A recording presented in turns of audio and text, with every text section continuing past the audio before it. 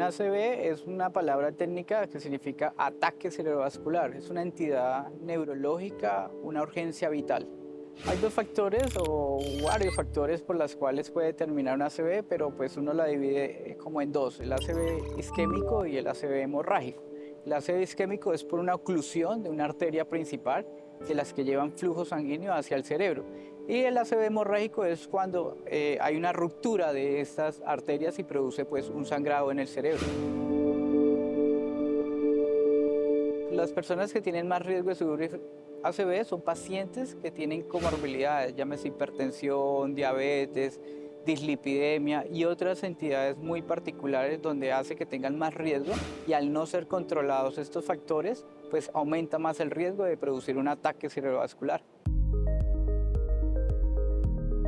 Todos los síntomas súbitos que llamamos focalización neurológica, que son dadas por alteración para hablar o articular la palabra. Entonces son personas que dicen que tengo la lengua pesada, no hablo, hablo enredado, hablo como borracho, dificultad para ver en alguno de sus ojos, dejó de ver por un lado, dejó de ver por un lado, quedó ciego por un instante, dejó de emitir el lenguaje, no puede expresarse, no puede ni entenderse ni hacerse entender, o dificultad para mover alguna de sus extremidades, llámese un miembro superior que es el brazo, miembro inferior, o que tenga alguna alteración para la marcha o un vértigo súbito, son signos de que sean tan súbitos de que esté produciendo un ataque cerebrovascular. ¿Y qué se debe hacer? Acudir inmediatamente a un centro donde se cuenta con alguna de las especializaciones como estas que sea la neurología.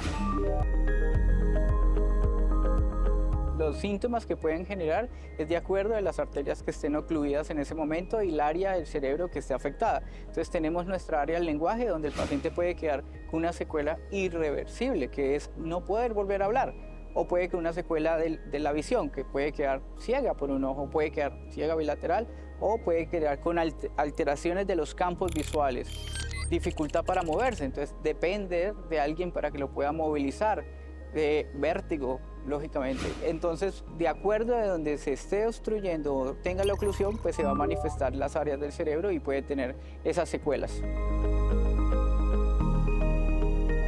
Tenemos unos tiempos establecidos cuando una persona hace estos síntomas súbitos.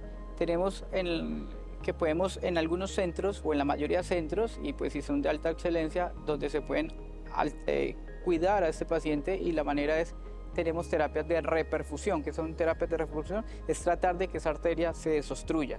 ¿Con qué? Con medicamentos que sean por vía venosa o unos procedimientos muy técnicos que son como extraer ese trombo o succionarlo o aspirarlo más bien, pero tenemos unas horas. Hasta 4.5 horas el paciente puede tener una salvación de ese tejido, que no se muera totalmente ese tejido cerebral por la oclusión, de 4.5 horas. Entonces, no significa que vamos a perder tiempo, sino que apenas tenga los síntomas súbitos, sea inmediatamente valorado por alguien para poderlo ayudar y poder que esta arteria se desobstruya lo más rápido posible.